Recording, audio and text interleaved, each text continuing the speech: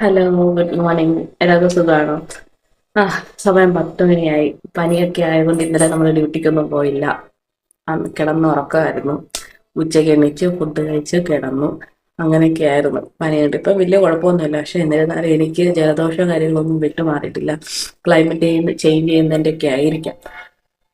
ഭയങ്കര ജലദോഷവും തുമ്മലെന്ന് പറഞ്ഞാൽ തുമ്മി തുമ്മി എൻ്റെ എല്ലാം മൂക്കും മണ്ട എല്ലാം കൂടെ പോയിരിക്കുകയാണ്.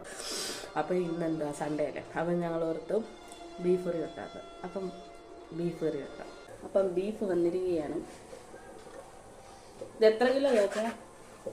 1 കിലോ. 1 കിലോ ബീഫും 2-3 പീസ് എല്ലി ഫ്രീ.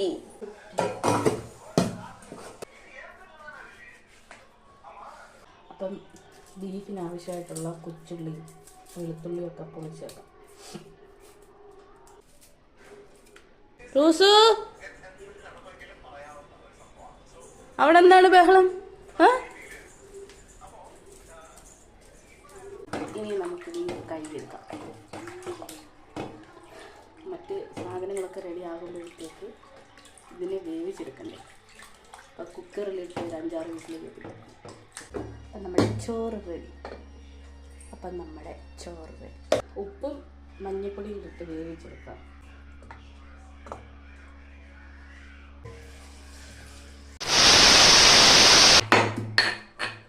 ഇഞ്ചി വെളുത്തുള്ളി കൂടെ അരയ്ക്കാം. കൊച്ചുള്ളി അരിഞ്ഞ് വെച്ചിട്ടുണ്ട്. അപ്പം പേസ്റ്റും ആയിട്ടുണ്ട്. പേസ്റ്റ് എല്ലാം ചതച്ചിട്ടുണ്ട്. ഇനി തേങ്ങ കൊത്തെടുക്കാം. നിങ്ങളുടെ നാട്ടിലൊക്കെ തേങ്ങ കൊത്തിടുമോ ബീഫിന്? ഞങ്ങളിടും. ആദ്യം എണ്ണ ഒഴിച്ച് നമുക്ക് തേങ്ങ കൊത്തിനെ റെഡിയാക്കിയെടുക്കാം. അപ്പം പുള്ളി ഒരു ബ്രൗൺ കളറാകുന്നിടം വരെ നമുക്കിങ്ങനെ ഇളക്കിയെടുക്കാം. നമ്മുടെ തേങ്ങാക്കൊത്ത് റെഡി ആയിട്ടുണ്ട്. നമുക്കിനി അത് പാത്രത്തിലോട്ട് മാറ്റാം. നമുക്ക് അതേ എണ്ണയിലോട്ട് നമുക്ക് കൊച്ചുള്ളി ഇടാം. കൊച്ചുള്ളി ഒന്ന് വഴറ്റിയെടുക്കാം. അങ്ങനെ കൊച്ചുള്ളി സവാളയും കൂടെ ഏകദേശം റെഡി ആയിട്ട് വരുന്നു. ഇനി നമുക്ക് ഇതിലോട്ട് ഇഞ്ചി വെളുത്തുള്ളി ചതച്ചിട്ടുണ്ട്. അതൊന്ന് മിക്സാക്കാം.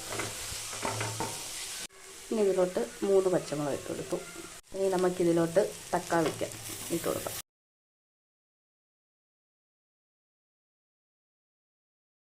ആദ്യം തന്നെ നമുക്ക് എന്താണ് മുളക് പൊടി ഞാൻ തന്നെയാണ് എടുക്കുന്നത്.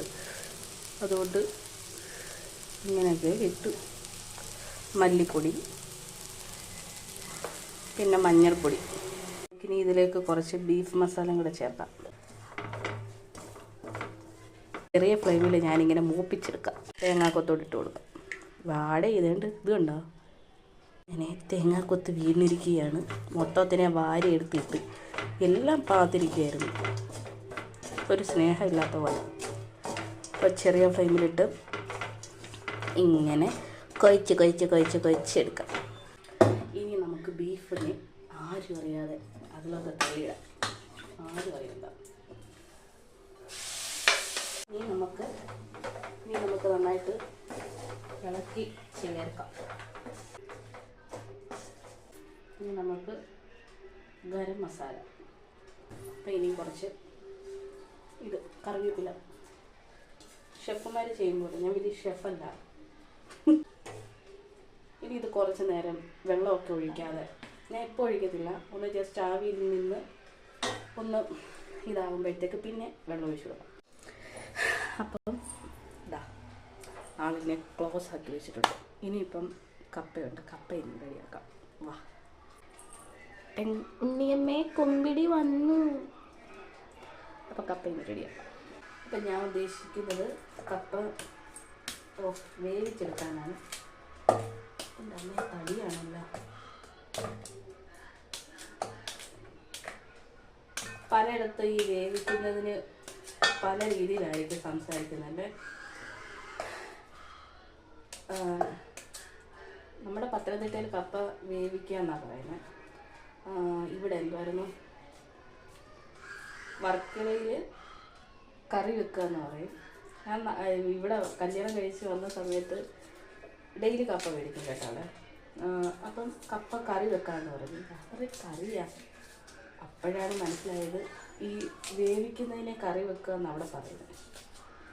അപ്പോൾ പിന്നെ അങ്ങനെ നല്ല കപ്പയാന്ന് തോന്നുന്നു കണ്ടിട്ട്. ഇവിടെ അങ്ങനെ ചിലപ്പോഴൊക്കെ കിട്ടാറുള്ളൂ നല്ല കപ്പ. അപ്പം വെള്ളം ഒഴിച്ചിട്ടുണ്ട്. ഇനിയിപ്പം ഒന്ന് നന്നായിട്ടൊന്ന് ഇളക്കിയിട്ട് ഇനിയിപ്പോൾ ഫ്ലെയിം കൂട്ടി തന്നെ കൊടുക്കും, നന്നായിട്ട് വേവ്.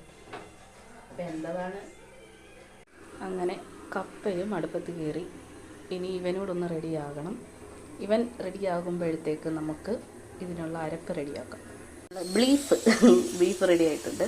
ഇനി നമുക്ക് ഇതിലോട്ട് കുറച്ച് കുരുമുളക് പൊടി വാരി അങ്ങോട്ട് വിതറാം. അപ്പം നമ്മുടെ കപ്പയുടെ അരപ്പ് റെഡി ആയിട്ടുണ്ട്. തേങ്ങയും പച്ചമുളകും കറിവേപ്പിലയും ജീരകവും വെളുത്തുള്ളി ഇട്ട് നമ്മളൊന്ന് അരച്ച്, വടിയെ അരച്ചിട്ടില്ല, ജസ്റ്റ് ഒന്ന് ചതച്ചെടുത്തിട്ടുണ്ട്. ബീഫ് റെഡിയായി. നമുക്കിനി ഒരു കുളം കുത്തി മൂടാം മസാലയല്ലേ. പുഴിക്കകത്തോട്ട് നമ്മൾ നല്ല മസാലയെല്ലാം ഇട്ടിട്ട് കപ്പയെല്ലാം കൂടെ ഒന്ന് വെച്ചിട്ട് ചെറിയൊരു ഫ്ലെയിമിൽ കുറച്ച് നേരം, ഈ കറക്റ്റ് ടൈമെന്ന് പറഞ്ഞാൽ ഒരു മണിക്കൂർ വെക്കണ്ടെന്നാണ് എൻ്റെ ഒരു.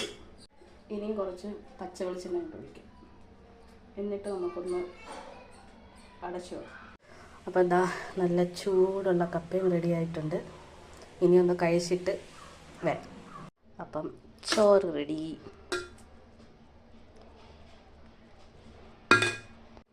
അടുത്തത് കപ്പ വീഴടി.